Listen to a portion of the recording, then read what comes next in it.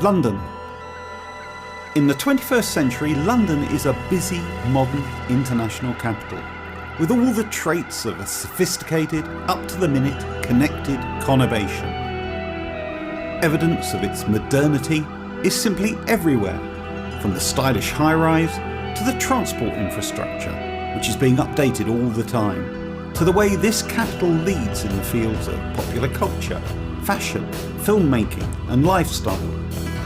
But appearances can be deceptive. Despite all this ultra-modern architecture everywhere, London has a really rich history dating right back to Roman times and before. And at its heart, the city has a dark medieval presence. And that's because just about 1,000 years ago, this city went through a major upheaval. And for the only time in its history since those days, London was invaded, and it was transformed by a force of hard-minded warriors whose brutal behaviour totally shaped the character of this place. The Norman invaders put their stamp on London and made sure that no one ever again was going to get away with what they had achieved. But you have to hand it to them, because the building that most symbolises their rule of law, or should I say their rule of terror, is still here today. Right at the heart of the city is the Tower of London.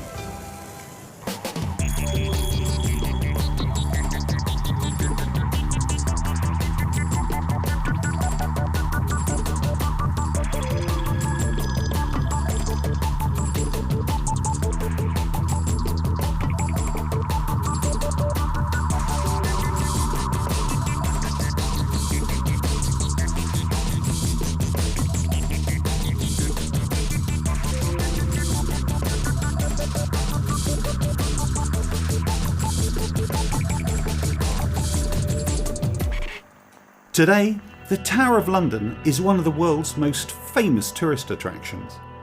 But within these stone walls lies another world, a dark past full of diabolical treachery and deadly ambition, a place of imprisonment, torture and agonising death. These stones echo with the weeping of prisoners, the cries of the condemned and the tales they have to tell. Built by Norman conquerors, the Tower of London was the source of power over England. Across 1,000 years, the fortress has been the home of kings and queens, a vault for their treasures, and a prison for their foes.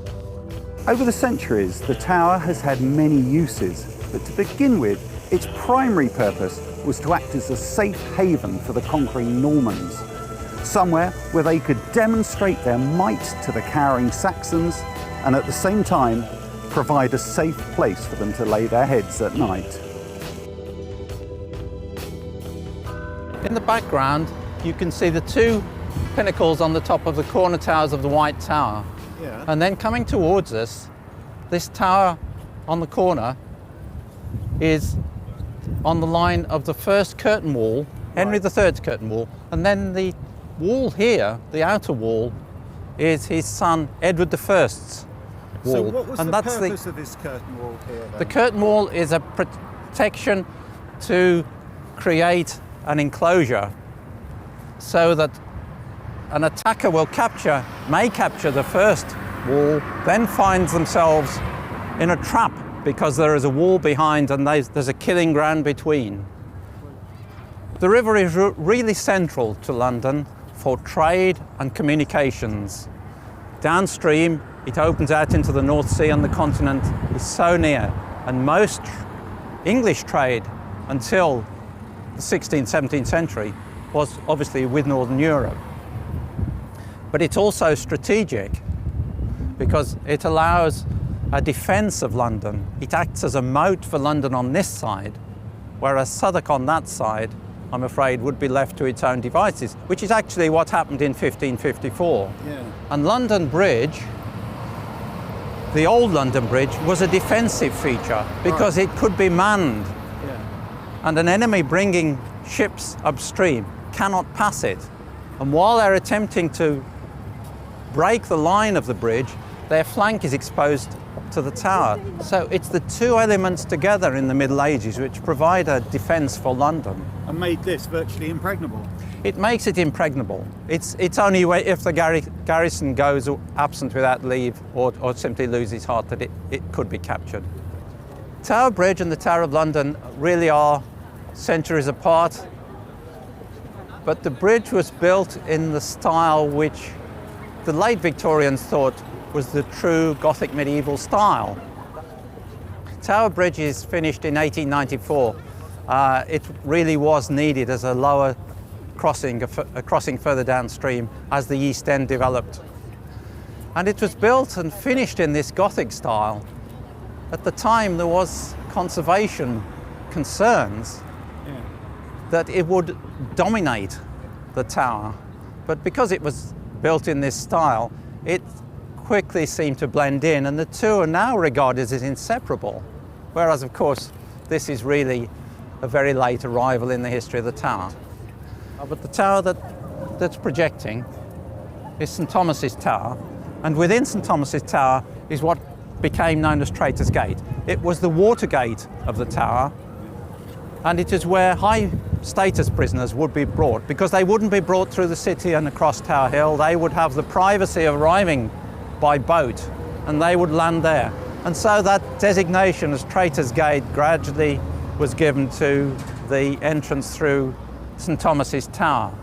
Behind that is the Bloody Tower, which was its predecessor as the Watergate, which was used as a prison. The river came much higher. Tower Wharf is reclaimed ground. The Cradle Tower, just in front of us, had the moat immediately in front of it, and just a narrow strip of ground in front of that, between it and the river. The River Thames, because of embanking over the centuries, but particularly in the 19th century, and then a little bit additionally in the 20th century, the Thames is narrower than it has ever been. And so the flow on it of the water downstream is faster. The White Tower really is the hub of the tower. It's where originally the royal apartments were, and where the original arsenal of weapons was kept. A defender could afford to lose control of the outer wards, but could still retain the White Tower. You would have thought it was impregnable. It had one entrance, and that was a narrow one. And so, yes, I mean, that really is the heart of the tower. It's the oldest surviving part, but it's also still the heart of it. In the 11th century, the tower represented control. Whoever had the tower had control of London, and therefore the country. It was impregnable, and even more than that, it symbolised the majesty and strength of being in charge. People all over the country spoke in awe about the White Tower. It was the ultimate statement of ownership. The battle over the tower and the control it symbolised claimed many victims over the centuries, the greedy and the treacherous, and even on occasion the innocent paid a heavy price in the struggle for power. As the fear of the tower spread, so too did the stories of what went on down those dark corridors. The losers in the struggle for power ended up in prison, in a cell in the tower, and for most, the only way out was execution. But there was something even worse than death. And that was the art of torture. At the tower, it was taken to a ridiculously high level, with no limit to how long they might incarcerate you for, and no limit to what devilish deeds they might carry out. Carefully written rules of torture were used. First, tell the victim the threat. Then, show the implement. Prepare the victim slowly. Strip the victim. Give them a taste of physical discomfort. Then take them to the tools of the torturer. Then finally, inflict unimaginable pain. The tools of the torture trade was sophisticated. When using the dreaded rack, the victim's arms and legs were securely strapped to the device. As the ropes pulled tight, the muscles and joints are pulled to their breaking point. Torture was an everyday occurrence in the 16th century, a bloody era when religious wars shook England. Among the most accomplished practitioners in the art of torture was actually a cleric, Bishop Edmund Bonner, and although he was a man of God, Bonner enjoyed inflicting pain. But say this for him, Bonner was an equal opportunity torturer. During the reign of Protestant Henry VIII, Bonner tormented Catholics. When Henry's Catholic daughter Mary Tudor came to power, Bonner switched sides and tortured Protestants. Because his victims felt he was doing Satan's work, he earned the nickname the Devil's Dancing Bear. But Bonner was really doing the bidding of Queen Mary Tudor. When Mary succeeded her father Henry VIII, she was a woman with an axe to grind, both metaphorically and on a rather less prosaic level. Henry VIII had divorced Mary's mother, Catherine of Aragon, declaring Mary illegitimate and outlawing the Catholic faith. Queen Mary now had the power to get her own back on her father and take revenge. She reinstated Catholicism as the only religion of England. Subjects who didn't renounce their Protestant faith soon had reason to call her Bloody Mary. History has not been kind to Mary, even though she was a remarkable character. Her mother ensured she was well educated, if not actually prodigious. She was certainly extremely bright and showed typical Tudor traits in fighting for and winning the crown. But her sobriquet of Bloody Mary has stuck. But then she did do her best to earn it. If Protestants refused to become Catholics, they would be tortured. If they still refused, they would be burned at the stake as heretics. It was a medieval inquisition, and Bishop Bonner, the Devil's Dancing Bear, was Bloody Mary's enforcer. Hiding behind religious vestments, the burly former lawyer fulfilled his dark purpose. When Mary appointed him Bishop of London in 1553, Bonner set up headquarters in the Tower of London and eagerly executed his work as heretic hunter. Queen Mary made sure Bonner had a steady supply of suspects for questioning, and he held suspects in custody until they either repented or were condemned. One way or another, he got a result. Bonner drew up a list of over 100 questions about religious beliefs. If the accused did not answer each correctly, they faced the terror of the torture chamber. So, Richard, I know thou hast no fault inside thyself, but hast been led astray by those of evil intent that work against. Sometimes a small dose of torture was enough to persuade his prisoners. Just holding a victim's hand over a lighted candle till the flesh blistered off frequently resulted in a quick change of mind. Other times, more elaborate methods were required. There were red-hot irons and thumb screws, bilboes to crush the ankles, and the brakes to snap off teeth. But the most popular instrument of torture was always the rack. Eventually, everyone broke under Bonner's relentless torment. If they were shown to be enemies of the Catholic Church, they were condemned to burn at the stake. In his first year in office, Bonner sentenced 89 men and women to be burned alive for their religious beliefs.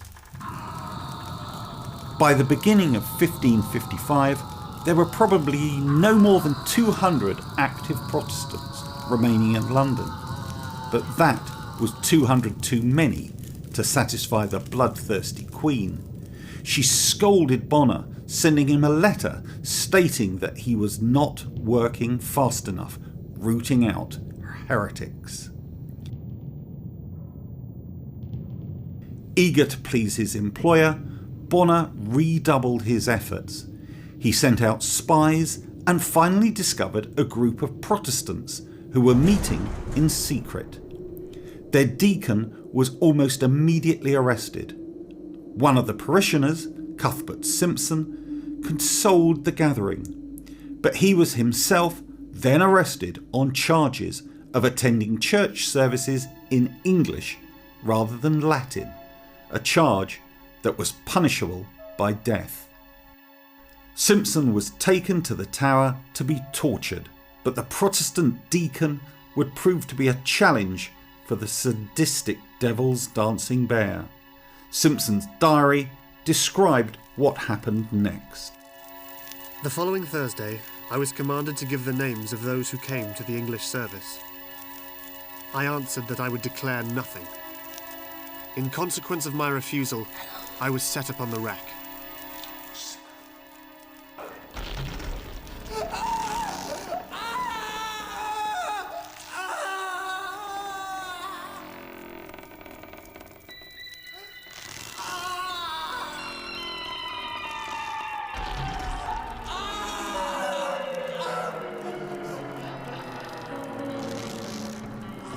As the ropes pulled tight, the muscles and joints of Simpson's legs were stretched and pulled to breaking point. When Simpson passed out, he was revived.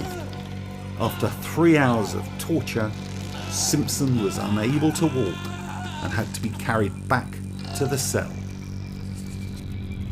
The following week, Simpson was brought from his cell to face Bonner again, and again he refused to name those who had worshipped with him. Simpson's forefingers were bound together and an arrow was put between them. The sharp arrow was then driven between them and Simpson had to endure the excruciating pain.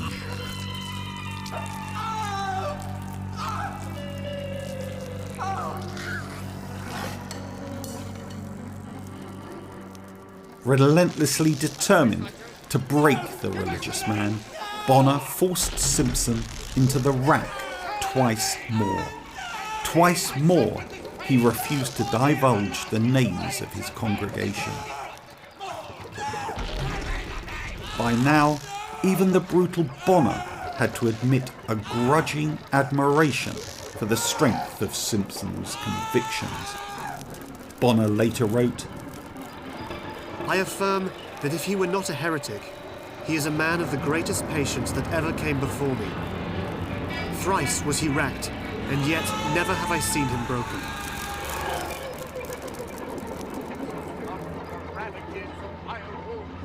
Bonner might have admired Simpson's bravery, but mere strength of character alone was not enough to save Simpson from a grisly fate. Recant now, though it be too late to save the body. Save thy almighty soul. Recant now. Never. Then God have mercy on thee. Burn him. Bonner had Simpson tied to the stake and burned alive on March the 28th, 1558.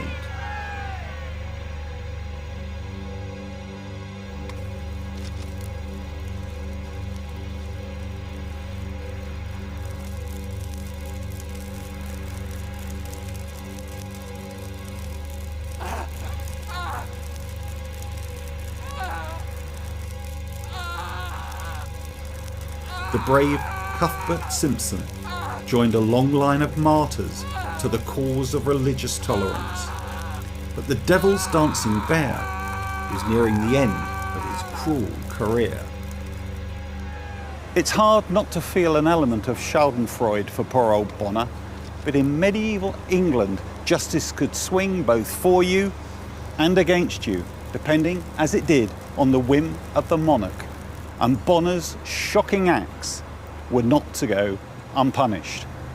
Having burned, hanged and tortured hundreds of innocent victims, Bishop Bonner, the Devil's Dancing Bear, was soon asked to face his own moment of truth. When his benefactor Queen Mary died in 1558 in St James's Palace, having condemned over 280 Protestants to the stake. Her younger sister, Queen Elizabeth, became queen. Religious persecutions stopped. Bonner was arrested and sentenced to life imprisonment in the Tower. Now the once torturer of the Tower was a prisoner there himself.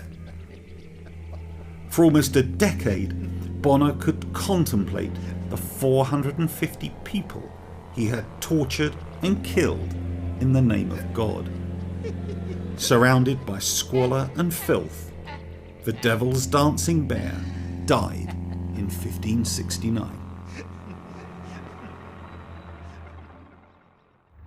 But Bishop Bonner was only one in a long line of torturers, executioners and murderers who stalked the halls of the Tower of London. Bonner fully realised that the Tower was an intimidating place to visit, let alone be held captive. But then intimidation was one of the main reasons why the Tower was built. When the Normans invaded England, led by William, Duke of Normandy, they wanted to stamp their authority on the country as quickly and forcibly as they could. William wanted to physically intimidate the populace. He wanted to scare them and show them just how mighty he was. And to do that, he built the most fearsome structure the country has known, the White Tower, the keep of the Tower of London. For his capital, William wanted the strongest castle of all, a building that would symbolise his power and terrorise his subjects. That meant getting the best designer and builder he could. So, needing an architect, William looked to the large building projects of northern France, and actually chose a man of God, a monk, Brother Gandalf, who, as an architect, was considered without equal. But all his work until then had been dedicated to the construction of churches and cathedrals. But the ambitious Gandalf dreamed of bigger and better religious buildings. William offered Gandalf the chance to become a bishop and design his own cathedral. But there was one catch. He had to first design and build the ambitious fortress William had in mind. Gandalf's ambition drove him to accept the offer. The man of God made a pact with the fearsome Norman conqueror. Despite his misgivings, Gandalf designed a masterful new fortress condensed into a single great tower. The castle would dominate London and guard the River Thames. A perfectionist, he insisted on the best materials. Protected on two sides by the old Roman wall and the river, the remaining two sides were enclosed by a water-filled moat. The great tower would be virtually unassailable. For over 200 years, it was the tallest building in London, the ultimate statement telling anyone who looked just who was boss. The tower was oriented with its strongest and most impressive defences overlooking Saxon London.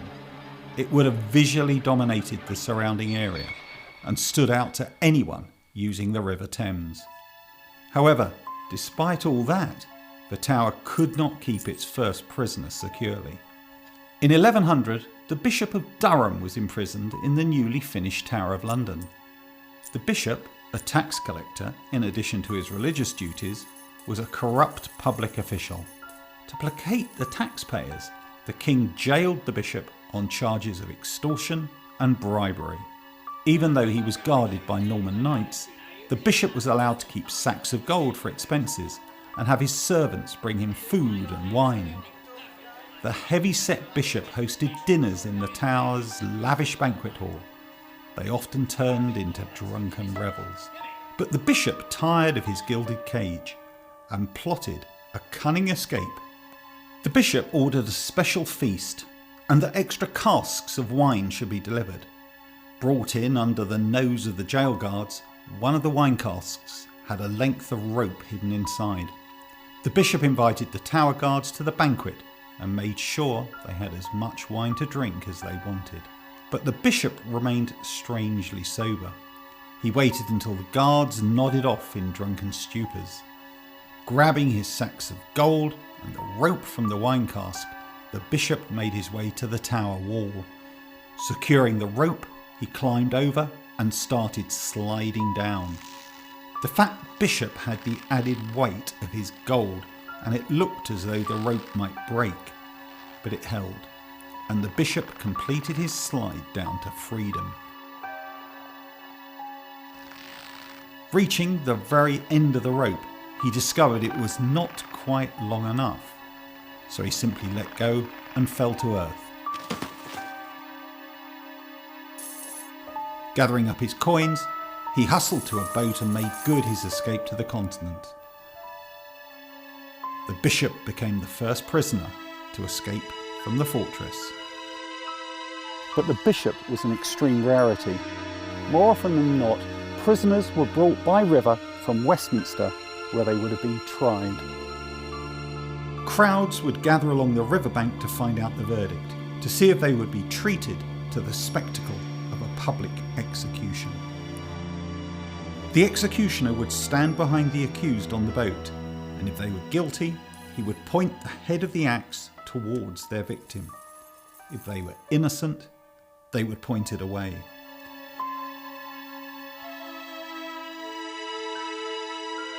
The crowds knew that if they were found guilty, there would be a public execution 48 hours later. Only the most privileged were allowed to die in private within the walls. The responsibility for looking after the prisoners was given to the yeoman warders.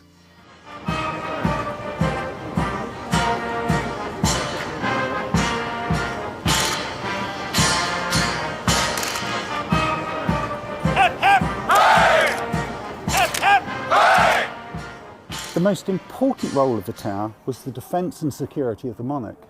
But as the centuries passed, so did the role of the tower and the architecture associated with it.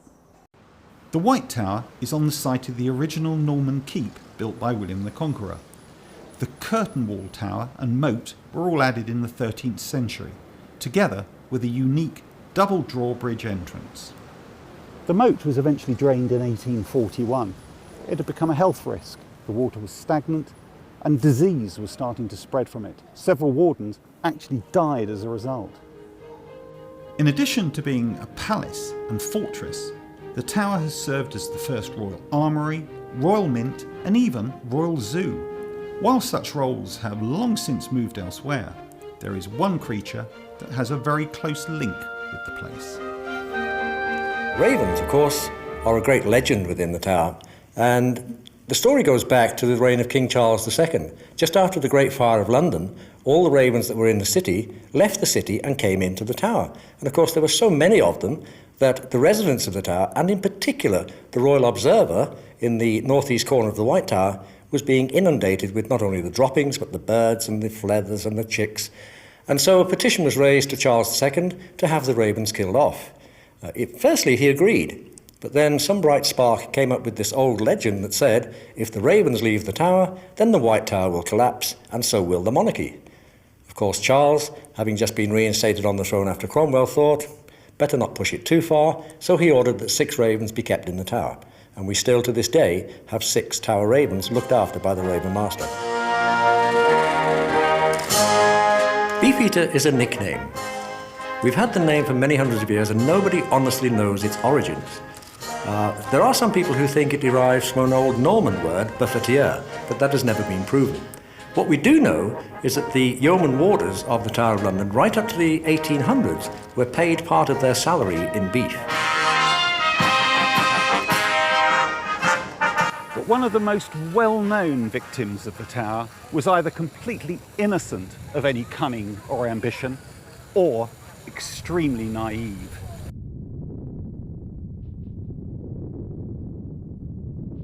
Jane Grey was just 15 years old when her life was turned upside down. She landed in a nightmare where everyone, even her parents, abandoned her.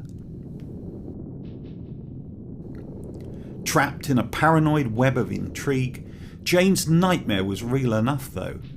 Her horrible journey included a 9-day reign as Queen of England, the shortest ever, and it included an unwanted stay in the Tower. Jane's cousin was 15-year-old King Edward VI. When he took the throne in 1547, he was weak and sickly. 6 years later, the child king was near death. Because of the king's youth and illness, a group of nobles known as the Royal Council ran the kingdom. The council was run by the ambitious Duke of Northumberland. Northumberland's power was threatened because if the king should die before he could cement his position, the throne would revert to the king's elder sister, Mary. He hatched a risky plot.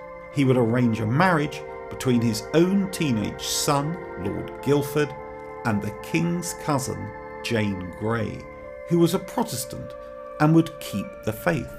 Then Northumberland would persuade the dying king to name Jane as his heir.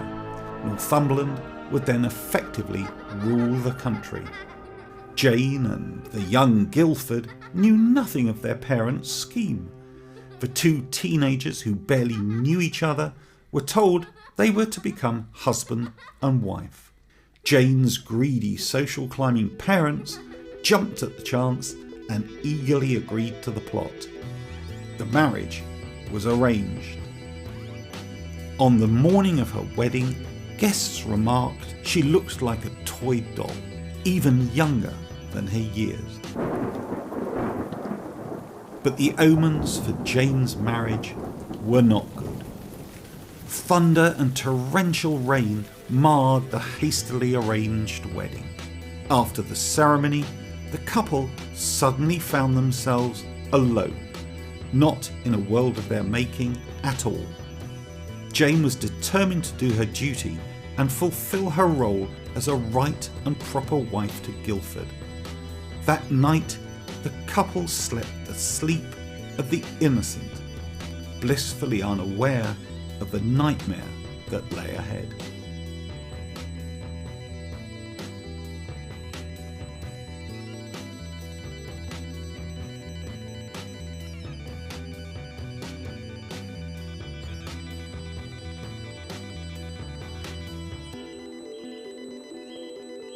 For the first few weeks of their forced marriage, the teenagers got to know each other.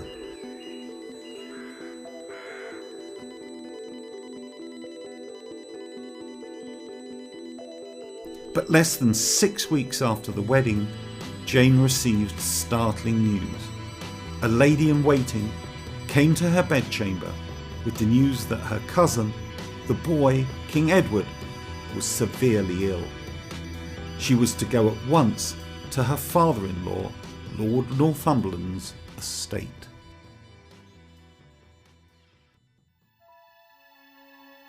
At Northumberland's palace, the young couple were met by a disturbing scene. As Jane wrote in her diary, "Everyone began making complimentary speeches and bending their knee, which made me blush. My distress increased when my parents paid homage to me." Finally, Jane's father-in-law, Lord Northumberland, told her the king was dead. For the first time, a shocked Jane was told that she was to become the Queen of England.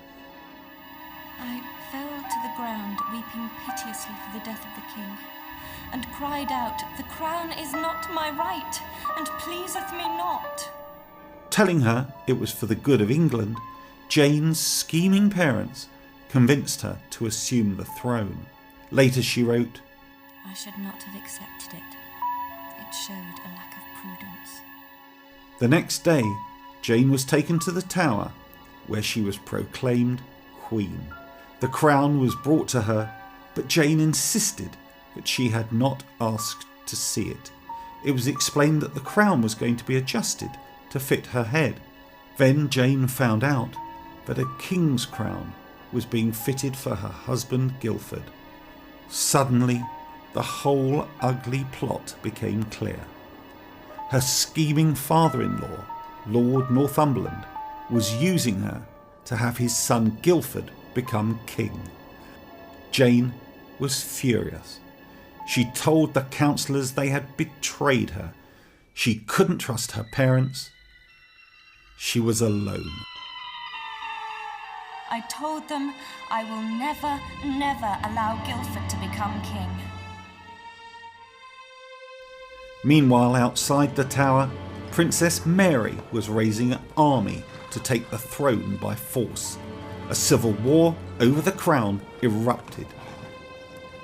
Jane was to remain in the tower until Mary was captured. Although Jane did not know it, the 15-year-old would never set foot outside the fortress walls again. As Jane passed her days and nights quietly in the tower, across England the entire country began to take sides for either Mary or Jane. The stakes were high and the price of failure was death. Jane was now in the eye of the storm. At the time, powerful noblemen were able to raise their own militia. Northumberland gathered soldiers and set off to try and defeat Mary and her followers. If he failed, he knew he would pay with his life. As the desperate Northumberland battled back in London, his scheme was unravelling and support for Mary was growing. The council began to question their decision, making Jane queen. Jane had become a liability. In a desperate attempt to save themselves, the council switched their support to Mary Tudor as their rightful monarch. They declared Northumberland a traitor and Jane a usurper. Jane's time as queen was up. Word was sent to Jane's father that his daughter must give up the crown, which only 10 days earlier she had tried so hard to refuse. On hearing the news, Jane said to her father, "I much more willingly take it off than I put it on. Please, may we go home now?" Her father didn't answer. Northumberland was defeated by Mary's army and taken prisoner. Jane's parents fled the tower, leaving their daughter behind. Jane was arrested for treason and was left in the tower a prisoner, along with her teenage husband, Guildford. A triumphant Mary Tudor took the throne as Queen of England and began plotting her revenge on everyone who had kept her from power. Jane's father-in-law, Northumberland, paid for his treason with his head. But even Bloody Mary could not believe that Jane Grey was a traitor. The teenager had simply been a pawn in a massive game of power politics. Jane knew that she had to stand trial for treason. But Jane had been given the Queen's word that she and her husband would be pardoned. Jane's thoughts were with her husband. "If it be your will, Lord, let me be pardoned, but above all, let my husband be spared."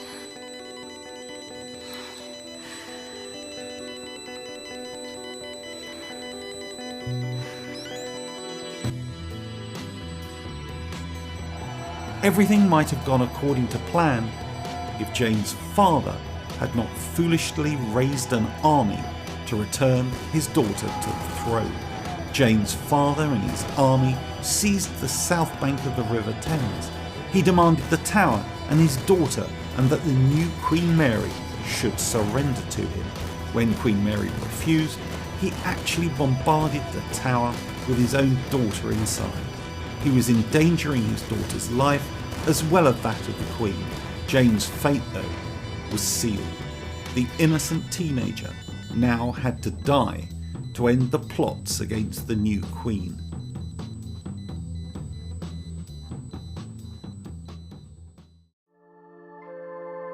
Jane's fate was sealed. She had a chance to see her doomed, beloved husband Guildford, but unable to face the pain, she refused to meet him. To meet him would weaken our resolve to meet our deaths. We must postpone our meeting until we meet in a better world where our happiness will be eternal. From her cell, the teenager watched her young husband led to the scaffold. She remained at the window until his headless body was carried back. For the first time, she broke down and wept.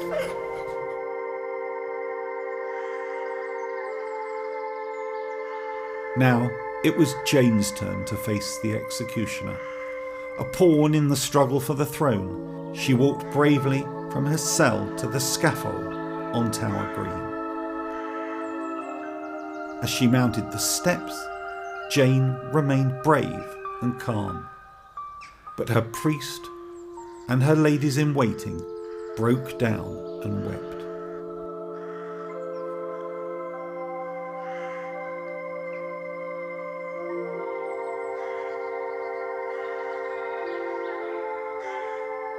When Jane knelt down and tied a handkerchief around her eyes, she reached for the block, but it was beyond her reach, and for the first time she panicked.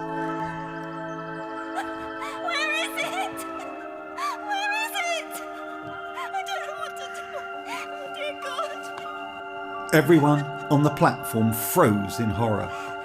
Finally, one of the crowd mounted the steps of the scaffold and placed the hands of the terrified girl on the block.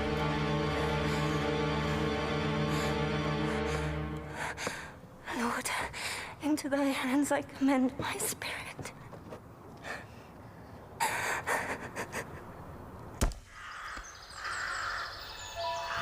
Lady Jane Grey was executed on February the 13th, 1558. The 15-year-old Queen had reigned for just 9 days. Through the centuries, those who were trapped in the Tower of London fought to get out. Now, instead of fighting to get out, crowds line up to get in, and the warders who once led the prisoners to be executed on the block now act as tour guides and entertain school parties where the gallows used to stand and brutal beheadings took place. The walls of the tower have withstood 1,000 years of deadly struggles and treacherous plots, attempted invasions, the overthrow of monarchs. The tower stands as a fierce symbol of royal might and a reminder of the tragic fate that befell those that attempted to challenge the king's power. Now, only the ravens that live in the tower are confined to these ancient walls. Legend has it that if the birds depart, the tower and the kingdom will fall. So their wings are clipped to keep them lifelong prisoners inside the Tower of London.